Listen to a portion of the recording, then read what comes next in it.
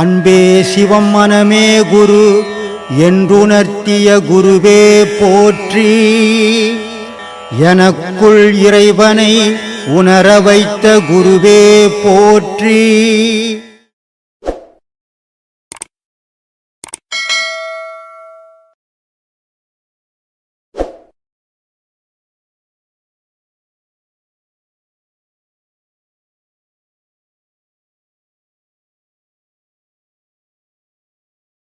மெய்ப்பொருள் என்றால் என்ன?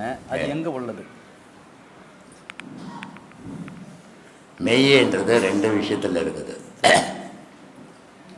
மெய்வாய் கண் மூக்கு செவி, இது மனிதர்கள் சொல்கிறது. மெய்யன்னா உடல். இந்த உடலை அடையாளம் இருக்கிறதால இது மெய் அப்படின்றோம். ஏன்னா இதை பார்த்தா தெரியறதா தானே. அப்போ இது மெய். மகான்கள் சொன்னால் இதை பொய் அப்படின்னோம். அதனால் சொன்னான், காயமே இது பொய்யடா, சிவ காற்றடித்த பையடா, மாயனாராம் குயவன் செய்த மண்ணு பாண்டம் ஓடடா, உளுத்த நரம்பையும் வெளுத்த சதையும் இழுத்து கட்டிய கூடடா, வெந்த சோத்தையும் நொந்த காய்கறி போட்டடைத்த பையடா, காயமே இது பொய்யடான்னு.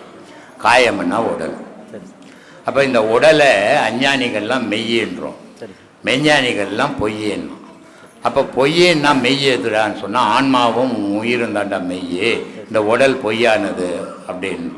அப்போ அவன் சொன்னது சரியா நம்ம சொன்னது சரியானா அவன் சொன்னது தான் சரியாகுது. ஏன்னா இது பொய்யன்னா ஒரு நாள் இது விழப்போகுது, இது எதுவுமே மண்ணில் பொதிக்க போகிறோம். அப்போ இது பொய்யா தான் போகுது. நேற்று இருந்தது இன்றைக்கி இல்லாமல் போயிடுது. ஆனால் இது பொய்யா போகுது. அது உள்ளகிற பொருள் பொய் இல்லாத பொருள், மெய்ப்பொருள் அது. அதனால் அதை மெய்யன்னு மகான் சொன்னான். அஞ்ஞானிகள்லாம் இதை மெய்யன்னு சொன்னால் நீ எந்த மெய்யை கேட்குற, எந்த பொய்யை கேட்குற? ஏமா அவங்க சொன்ன மெய் உள்ளே இருக்கிற பொய் மெய் தான் உண்மையான மெய்.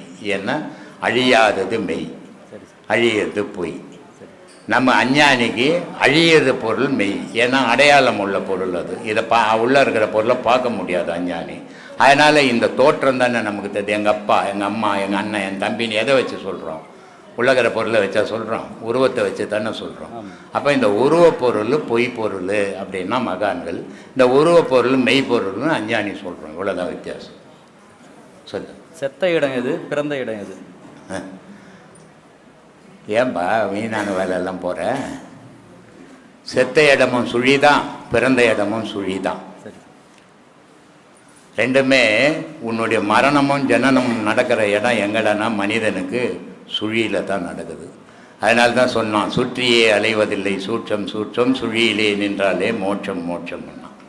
அப்போது ஒரு தாயினுடைய கருவில் ஒரு ஆணும் பெண்ணும் 10 வாட்டி இணைஞ்சால் கூட கருத்தரிக்காது. ஏன்னா ஸ்தூல விந்து ஆகப்பட்டதுக்கு கருத்தரிக்கிற வாய்ப்பு கிடையாது. ஸ்தூல விந்தோட சூட்சும விந்து சேரணும். அது நியூட்ரல் பேஸ்ட் மாதிரி. அது சூட்சும விந்து சேரும்போது தான் கருத்தரிக்கும், ஒரு பெண்ணால் தரிக்க முடியும். அப்போ இந்த சூட்சும விந்து தான் கருத்தரிச்சு உருவமாக வந்தது. ஆனால் இதுவே தான் செத்து போகுது, திருப்பி அதுவே சூட்சும விந்துவாக மாறுது.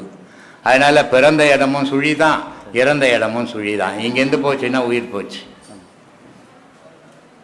அதனால் பிறந்த இடமும் செத்த இடமும் சுழிமுனை. தோட்டத்தில் மாங்குயில் கூப்பிடுதே, புது மாப்பிள்ளை வந்து சாப்பிடவும், ஏதுக்கும் இது அஞ்சாதே, விழித்திருந்து பாருங்கடி வாழைப்பெண்ணின் பாடுறாரு. சரி, புது மாப்பிள்ளை யாரு? மதுரை வாழைச்சாமி. ஆமாம்.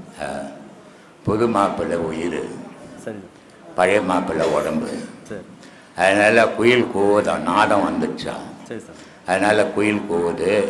இந்த உயிர் அங்கேருந்து வந்ததான், நீ அதோட போய் சேர்ந்துடு அப்படின்றாரு. அங்கே போனேன்னா உனக்கு இனிப்பான மாங்கனி இருக்குது, அதை சாப்பிட்டு இறைவனோட கலந்துருக்கலாம் அப்படின்றதுக்காக சொன்னார். ஆத்மானங்க சாமி. சொல்லு சாமி. ஆத்மான சாமி. எல்லாருக்கும் ஆத்மா இருக்கும். ஆத்மானம். அது என்னன்னு தெரியல. ஐயா எனக்கு ஒரு 4 வருஷம் கழிச்சு தான் இந்த அனுமதி கொடுத்துருக்காருன்னு நினைக்கிறேன். நான் இது வரைக்கும் எங்கேயும் பேசுனது கிடையாது. 4 வருஷம் ஆகுது. நான் ஐயா எட்ட நின்றே அந்த பிரம்மாண்டத்தை ரசித்தேன். நான் கிட்ட போனதும் கிடையாது. நான் ஐயா கிட்டே பேசுனது ஒரு 4 வார்த்தை, ஐயா என்கிட்ட பேசுனது ஒரு 4 வார்த்தை தான். அதுவும் பார்த்தீங்கன்னா, நான் இங்கே வந்தது ஃபஸ்ட்டு எப்படி வந்தோன்னா, எனக்கு சின்ன வயசில் எனக்கு கருத்து தெரியாத வயசு வரைக்கும் நான் எங்கள் வீட்டில் நல்லா வசதியாக தான் இருந்தோம்.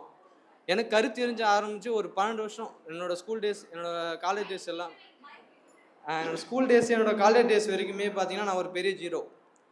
ஏன்னா எனக்கு வந்து ஸ்கூல் டேஸும் காலேஜும் சேர்ந்து அந்த வறுமையும் கூட வந்துடுச்சு ரொம்ப. அப்போ வந்து எனக்குள்ளேயும் ஒரு கேள்வி வந்தது. என்ன இது நம்ம பிறந்தப்ப நல்லா இருந்தோம், எல்லாரும் நல்லா இப்போ வந்து பார்த்தீங்கன்னா ஒன்றுத்துக்கும் உதவாதமா ஆயிட்டோமே. அதாவது ஸ்கூல் டேஸ்லேயும் ஒழுங்காக நான் பெருசாக எந்த ஒரு தகுதியும் இல்லாதவன், காலேஜ் டேஸ்லேயும் அப்படி தான் இருந்தேன். அப்போ வந்து இப்போ சராசரி மனுஷங்கிற மாரி இதெல்லாம் கடந்து போக ஏதோ ஒரு காரணம் இருக்குன்னு மட்டும் எனக்கு கொஞ்சம் தெரிய வந்தது. அதனால நான் என்னன்னா சராசரி மனுஷன் போல இந்த ஜோதிடத்தையும் நம்ப ஆரம்பித்தேன். அது வந்து பார்த்தீங்கன்னா எந்த அளவுக்கு நான் ஜோதிடம் நம்பினனோ அந்த அளவுக்கு பார்த்தீங்கன்னா அந்த பரிகாரத்தை நம்பக்கூடாதுன்றத ரொம்ப ஸ்ட்ராங்காக இருந்தது அதில். நீ நிறைய பேர் அப்படி தான் சொல்லிட்டு இருக்காங்க, அது பண்ணிட்டு இருக்காங்க. நான் ஏன் அதில்னா இதுக்கு என்ன ஒரு காரணம் இருக்கணுமே அப்படின்றதுக்காக நான் அதை ஆராய்ச்சி பண்ண ஆரம்பித்தேன்.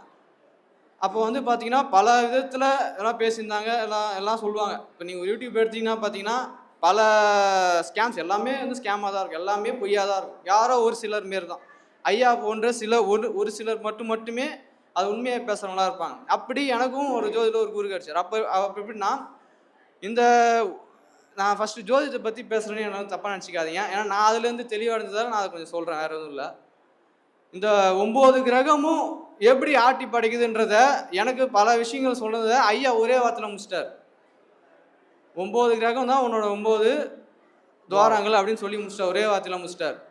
அப்போ நான் ஒவ்வொரு கிரகத்துக்கு இப்போ 10 சனிக்கு 2.5 வருஷம் சொல்லுவாங்க, குருக்கு 1 வருஷம் சொல்லுவாங்க, ராகுகேதுக்கு 1.25 வருஷம் சொல்லுவாங்க. அந்த மாதிரி பயிற்சி நம்ம வந்துன்னா இந்த சனியை கேட்டால் மட்டும் ரொம்ப ரொம்ப பயந்துருவோம். 7.5 வருஷம் பாது 7.5 வருஷம்.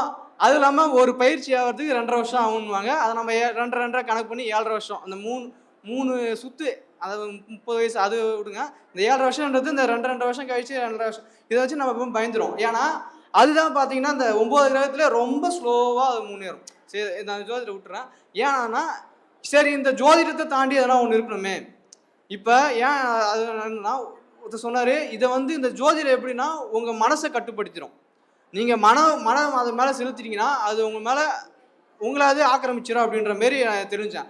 சரி, அதுக்கப்புறம் சரி இதுலேயும் தீர்வே கிடையாது, அப்போ இதுக்கு மேலே ஏதோ ஒன்று இருக்கணுன்ற மாரி தான் நான் வந்து அப்போல்லாம் யூடியூப் இந்த வேந்த டிவிலாம் பார்த்தீங்கன்னா அப்போ வந்து இந்த சித்தரோட இதில் நிறைய போடுவாங்க. அதில் நான் ஒவ்வொரு இதுவாக நான் பார்ப்பேன். சரி இதுக்கப்புறம் எதனா ஒன்று இருக்கணுமே அப்படின்னு பாடக்குள் தான் ஐயாவோட வீடியோ நான் ஃபஸ்ட்டு பார்த்தேன், யூடியூப்பில் பார்த்தேன். அப்போ அவர் விதியை பற்றி ஒரு கான்செப்ட் பேசியிருப்பார். அவர் அதிகமாக அப்படியே மறுபடியும் அதை சஜஷன்லாம் வரப்போ நான் மனத்தை பற்றியும் அதிகமாக பேசுகிறாரு, இது எதுவும் புதுசாக இருக்கே அப்படின்றப்ப அவரோட எல்லாத்தையும் பார்த்தேன், முக்கால்வாசி எல்லாமே பார்த்துட்டேன். அப்படின்றப்ப அப்போ அந்த மனத்தை அடக்கணும்னா இது எல்லாத்தையும் விட்டு நம்ம வெளியே வரணும் அப்படின்றத நான் கொஞ்சம் நல்லா தெரிஞ்சுக்கினேன். அப்புறமேட்டு தான் ஐயா கிட்ட வந்தேன். அப்போ கூட பார்த்தீங்கன்னா நான் ஃபஸ்ட்டு ஒரு உபதேசம் வாங்கினேன், ஒரு 3-4 வருஷத்துக்கு முன்னாடி வாங்கினேன். அந்த ஃபஸ்ட்டு உபதேசம் வாங்கிட்ட பிறகு என்னால் சரியாக பண்ண முடியல, கொஞ்சம் காலத்துக்கு கழிச்சு நல்லா சரியாக பண்ண முடியல. அப்போலாம் பார்த்தீங்கன்னா நான் ஒரு பௌர்ணமிக்கு வருவேன், ஒரு பௌர்ணமிக்கு வர மாட்டேன். ஆனால் அந்த உபதேசம் வாங்கிட்ட பிறகு சரியாக பண்ண முடியல அப்படின்ற ஒரு நாள் பௌர்ணமிக்கு வந்து ஐயா கிட்ட அந்த 4 வார்த்தை தான் கேட்டேன். ஐயா என்னால் இப்போ நான் ஃபஸ்ட்டு உபதேசம் வாங்கியிருக்கேன், என்னால் தொடர்ந்து அதை பண்ண முடியல, எனக்கு அது ஞாபகம் இருக்குது, மறுபடியும் அதை தொடர்ந்து பண்ணலாமா அப்படின்னு கேட்டேன் நம்ம ஐயா கிட்ட. அப்போ அவர் சிம்பிளாக 4 வார்த்தை தான் சொன்னார். ஏன்பா இங்கே வந்து காசை வேஸ்ட் பண்ணிருக்கிற, நீ பாரு அப்படின்ற மாரி சொன்னார். இதுவே வேற எதனா ஒரு இடமா இருந்தா இது வேற மாரி போயிருக்கும். ஆனால் ஐயா வந்து எனக்கு என்னன்னா சரி நம்மளுக்கு தான் ஒன்றும் தெரியல, ஐயாவுக்கு ஒரு ஞானி தானே, அவருக்கு எல்லாமே தெரிஞ்சிருக்குமே, ஒருவேளை இது தேராத கேஸுன்னு நினச்சிட்டாரோ அப்படின்ற ஒரு எண்ணம் எனக்குள்ள அன்றைக்கி நைட்டு ஃபுல்லாக நான் அதை ஆராய்ச்சி பண்ணுறேன். அப்புறம் மறுபடியும் ஒரு 3 மாதம் கழிச்சு ஐயா சமாதி அடைஞ்சிட்டாரு. அப்பையிலேருந்து பார்த்தீங்கன்னா ஒரு 2-3 வருஷம் 2.5 வருஷம் கிட்ட நான் தொடர்ந்து எல்லா பௌர்ணமியும் நான் வந்துட்டு இருக்கிறேன். அப்போ ஐயா என்னன்னா எனக்கு உருவமாக இருந்து எனக்கு அது இல்லாமல் அருவுருவமாக இருந்து என்னை வர வைக்கிறாரு அப்படின்ற மாரி நான் ரொம்ப நம்ப ஆரம்பித்தேன். அப்போ நான் தொடர்ந்து இப்போ 3 வருஷம் ஆயிடுச்சு. இப்போ தான் 3ஆவது உபதேசம் நான் வாங்கி பண்ணிகிட்ருக்கேன். அது கூட ஐயா சொன்னார், ஐயா கிட்ட தான் கேட்டேன் நான் ஃபஸ்ட்டு இதுமாரி நான் வாங்கி பண்ணலாம். ஐயா தான் சொன்னார், இப்போ கொஞ்சம் டைம் ஆகிடுச்சு, நீ மறுபடியும் ஃபஸ்ட்டு உபதேசம் வந்து வாங்கி பண்ணு அப்படின்ற மாதிரி சொன்னார். அதுக்கப்புறம் இப்போ ஒரு 3 வருஷம் ஆயிடுச்சு, 3ஆவது உபதேசம் வாங்கி பண்ணிகிட்ருக்கேன்னு வச்சுக்கலாம். அப்போ எனக்கு என்னென்னா ஐயா எப்பயுமே அந்த இப்போ கூட எனக்கு பதட்டமாக தான் இருக்குது. நான் இது வரைக்கும் எங்கேயும் போய் பேசுனது கிடையாது, இதுதான் ஃபஸ்ட் டைம் நான் பேசுகிறது.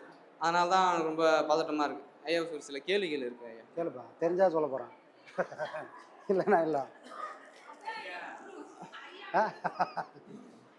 இப்போ ஆன்மா வந்து பிறப்பு எடுத்து கொடுக்குன்னு சொல்கிறாங்க ஐயா. அதாவது ஒரு பிறவி முடிஞ்சு அதோட பாவ புண்ணியங்களுக்கு ஏற்ப அது அடுத்த பிறப்பு எடுத்து கொடுக்குதுன்றாங்க. அப்போ அந்த பாவ புண்ணியத்துக்கு ஏற்றபடி அடுத்த பிறப்பு எடுத்து கொடுக்கல. இப்போ அந்த பிறவி எடுத்த பிறகு அந்த மனுஷன் மிருகத்தனமாக வாழ்கிறான். அப்போ அந்த ஆன்மாவுக்குன்னு ஒரு அறிவு இருக்கணும்ல. அதாவது என்னன்னா, இது எடுத்து கொடுத்தா அந்த இவன் வந்து மிருகத்தனமாக தான் இருப்பான்றதுக்கு அவனுக்கு மிருக பிறவியை எடுத்து கொடுத்துடலாம்ல. எதுக்கு அந்த மனித பிறவி எடுத்து கொடுக்கணும் அப்படின்ற ஒரு, இல்லை அதுக்கு எதனா ஒரு செயின் இருக்கா, இந்த பிறப்புக்கு அப்புறம் இந்த பிறப்பு தான்ற மாரி? எல்லாரும் மனுஷனா பிறப்பானு என்ன எழுதி வச்சுருவாங்களா? இல்லையே. அதுதான் கேட்குறேன். அவங்க தகுதிக்கு ஏற்ற மாதிரி அரிது அரிது மானிடராய் பிறத்தல் அரிது அப்படின்னு என்ன அர்த்தம்? உன்னால் எல்லா மாதிரியும் பிறந்துட முடியும்டா. மரமாக பிறப்ப, மண்ணாக பிறப்ப, கல்லாக பிறப்ப, மிருகமாக பிறப்ப, எல்லாரும் உன்னால் பிறக்க முடியும். உன்னாலேயே முடியாது எது? மானிட பிறப்பு உன்னால் கூட முடியாதுடா. அப்போ என்னால் முடியலன்னா யார் தான் பிறகுது? கேள்வி வருது இல்லைங்க, வரல சாமி, நியாயமான கேள்வி தானே. அப்போ யார் தான்ப்பா பிறகுதுன்னா, உன் மனம் சுத்தமானாதான் மானிட பிறப்பே கிடைக்கும். உன் மன பக்குவத்துக்கு ஏற்ற மாதிரி தான் பிறகு கிடைக்கும். நீ மிருகமாக வாழ்ந்து செத்து போனால் மனுஷனா பிறக்க மாட்டேன், திரும்ப மிருகத்துலேருந்து ஆரம்பிப்ப. அப்போது இங்கே பிறவி எடுக்கிறதே எதுன்னு சொன்னால் மனம் வந்து பக்குவம் அடையிறதுக்காக தான் இறைவன் பிறவியை கொடுக்குறானே தவிர, மனம் பக்குவம் அடைஞ்சிட்டா ஆன்மா இங்கே பிறக்க வேண்டிய வேலையே கிடையாது. அப்போ ஆன்மான்றது பிறவி எடுக்க வேண்டிய அவசியம் இல்லை. அதுக்கு அறிவு இல்லாமல் இருக்குது. தான் தான் இறைவன்றதுல அது மறந்து போக கணக்குது. மறந்த வடிவத்தில் அது ஆன்மாவாக இருக்குது, உணர்ந்த வடிவத்தில் அது இறைவனாக மாறுது. புரியுதா? அப்போ இறைவன் பார்க்குறான், டே நீ இறைவன்றதை நீயே மறந்துட்டிருக்கிறியாடா அப்படின்னு என்ன பண்ணுறான், உனக்கு கொடுக்கணுன்னா ஒரு கீ கொடுக்குறேன்னு என்ன பண்ணுறான், மனசை கொடுக்குறான். மனசு வந்தவுடனே நான் இறைவனை மறந்து நான் மனுஷனுக்கு வந்து அனுபவத்தை தொடங்குறான். அனுபவம் யாருக்கு வருது? ஆன்மாக்கா வருது அனுபவம். இங்கே ஆன்மாவை பயணம் பண்ணுது, அது பாட்டு சிவனேன்னு போவாங்க ஒரு இடத்துல. இங்கே வேலை செய்யறதுலாம் யாரு? மனம்.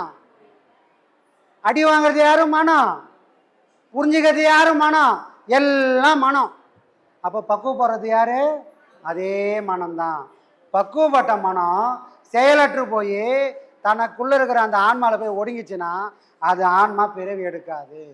இது என்றைக்குமே பக்குவப்படாமல் ஆன்மா கூடயும் போய் சேர முடியாமல் இது பிழைக்கிறது இல்லாமல் ஆன்மா வச்சு பிறவி எடுக்குது. மனுஷ பிறவி மட்டும்தான் இல்லை சாமி, மாடாக பிறக்கும், நாயாக பிறக்கும். அது தகுதிக்கு ஏற்ற மாதிரி அதோட செயலுக்கு ஏற்ற மாதிரி பிறவிகள் அமையும். புரியுதா? இதுதான் சாமி விஷயம். சாமி சிவ காத்துன்னு சொல்கிறோம், அப்புறம் விஷ்ணுவும் காத்துன்னு சொல்கிறோம். விஷ்ணு காத்தா? விஷ்ணு அந்த சுவாசத்தை சொல்கிறோம். அந்த சுவாசம் வந்து விஷ்ணுன்னு சொல்கிறோம். முருகன் வந்து அந்த சுவாசத்தை எடுத்துகிட்டு போய் சொல்லுவோம். இப்போ இந்த 3 சுவாசத்துக்கு என்ன வித்தியாசம் சாமி? என்ன இருக்கா? எல்லா மனுஷனும் ஏன் சாவணும்? பிறந்ததெல்லாம் ஏன் சாமி சாவணும்? யாருன்னா வாழ்ந்துக்கிறாங்க, ஏன் வாழலை? எதனா யோசனை பண்ணி பார்த்தியா? பிறந்துட்டோம்பா, பிறந்துட்டோம், ஒரு கட்டத்தில் நல்லா நிமிர்ந்து நிற்கிறோம், திரும்ப குழந்த மாதிரி ஆகி போகிறோம். ஏன் சாகணும்? அப்படியே ஒரு 1000 வருஷம் இருந்தான்னா, 1000 வருஷம் என்னது, இப்போ 100 வயசு வாயதே பெரிய விஷயம் ஆகிப்போச்சு. ஃபோட்டோலாம் எடுத்து போடுறாங்க, 100 வயசு தாத்தான்றாங்க. அப்போ அதுவே ஒரு ஆச்சரியமாக பார்க்கக்கூடிய ஒரு நிலை உருவாயிடுச்சு. ஏன் சாகணும் தெரியல. இடைகளை பிங்களை என்ற இந்த மூச்சில் சுவாசம் ஓடுற வரைக்கும் ஒரு மனுஷனுக்கு மரணம்ன்றது வாசப்படியிலே நின்றுனுக்குது. எது வரைக்கும் நிற்கும்? இறைவன் ஒரு அளவு எடுத்து, இந்தப்பா இத்தனை கோடி மூச்சு நீ வச்சு என்ஜாய் பண்ணுன்னு கொடுத்துட்டான். நான் அளவோடு யூஸ் பண்ணிக்கினேன், ஆர்ப்பாட்டம் இல்லாமல் ஆசை இல்லாமல் நிதானமாக வாழ்ந்தேன்னா அந்த கோடிக்கணக்கான மூச்சு கொஞ்சம் கொஞ்சமாக செலவாகும். நம்மளால் முடியாதுங்க, எதையுமே கொஞ்சம் ஃபாஸ்ட்டாக தான் இருக்கணும் அப்படின்னு எல்லாமே வலிச்சு போடுறதுக்கு வேகத்தை படுத்துகிறேன், எல்லாத்து மேலேயும் ஆசைப்படுத்துகிறேன். ஆசைப்பட்ட செயல் நடக்கணும்ல, செயல் நடக்கணும்னா இது வேணும், சக்தி வேணும்ல. சக்தி வேணும்னா உனக்கு மூச்சை விரயம் பண்ணணும்ல. மூச்சை விரயம் பண்ணோம்னா ஆயுசு குறையணும்ல. ஆயுசு குறைஞ்சா வாசலில் நிற்கிற பகவானே வீட்டுக்குள்ள வந்துடுவார். யார் அந்த பகவான் பேரு? புரியுதா சாமி? இதுதான் சாமி. இந்த இடைகளை பிங்கலைன்றது தான் சிவமாவும் சக்தின்னு சொல்லலாம், விஷ்ணுன்னு சொல்லலாம், எல்லாம் ஓகே. ஆனால் சுழுமுனைன்ற இந்த முருகன்ற மூச்சுகளை போய் சேர்ந்தால் மட்டும்தான் ஞானம் நிச்சயம். அந்த வழியாக மூச்சை ஓட்டி ஞானத்தை அடைஞ்சா அவங்களுக்கு மரணம் இல்லை. அந்த மூச்சுக்கு பேர் சாகா கால், அந்த செயலுக்கு பேர் சாகா கலை. அதை சொல்லி கொடுக்குறவரு சர்க்குருநாதர். புரியுதுங்களா? அதுதான் சார். வந்து விதியை வந்து மதியால் வெல்ல முடியுமா சார்? யாராவது வென்றவங்க இருக்காங்களா? யாராவது இருந்தால் சொல்லு, பார்த்துடலாம். அவரை போய் பேட்டி எடுத்துடலாம். சாமி நீங்கள் எப்படி விதியை வென்றுட்டு இருக்கிறீங்க அப்படின்னு பேட்டி எடுத்துடலாம். அதுதான் இது. விதியை எதிர்க்கக்கூடிய, விதியை ஜெயிச்சு காட்டக்கூடிய சக்தி யாருக்கு இருக்கும்? யாரோ கோடியில் ஒருத்தருக்கு இருக்கும், மில்லியன்ல ஒருத்தர் இருக்கும். நம்மளுடைய சர்க்குருநாதர் மாதிரி. இன்னும் 1000 வருஷம் போனாலும் நாமெல்லாம் போயிட்டா கூட அடுத்து வர தலைமுறை 1000 தலைமுறை வந்தாலும் பேச போகிறது யாரு? நம்மளெல்லாம் பேச போது இல்லை.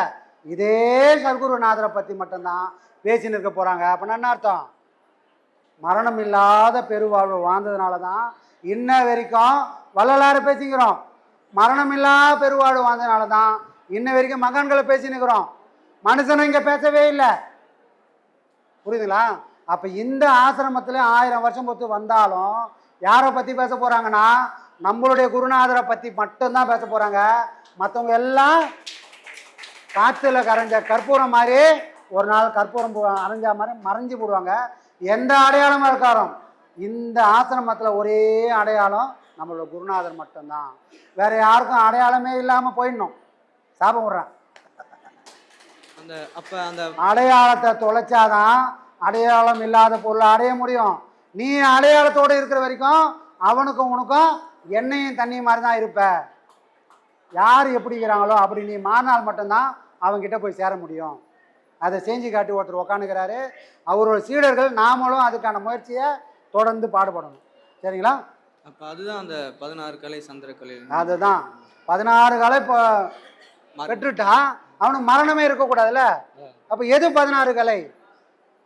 இந்த இடகலை பிங்களையுமா ஓடக்கூடிய இந்த மூச்சு சுழுமுனைன்றதுல ஏறி சந்திரகலைன்ற அந்த மூச்சில் போய் நின்னால் இந்த 16 செல்வம் வரும் சாமி. அந்த வகையில் 16 செல்வம் வந்தால் அவங்க மார்கண்டேயன் மாதிரி என்றும் 16 இருப்பாங்க. மற்றவங்களாம் வயசாகி நோய் நொடியாகி கூன் குருடு விழுந்து முடியாமல் காட்டு பல்லக்கில் ஏற்றிடுவாங்க. புரியுதுங்களா?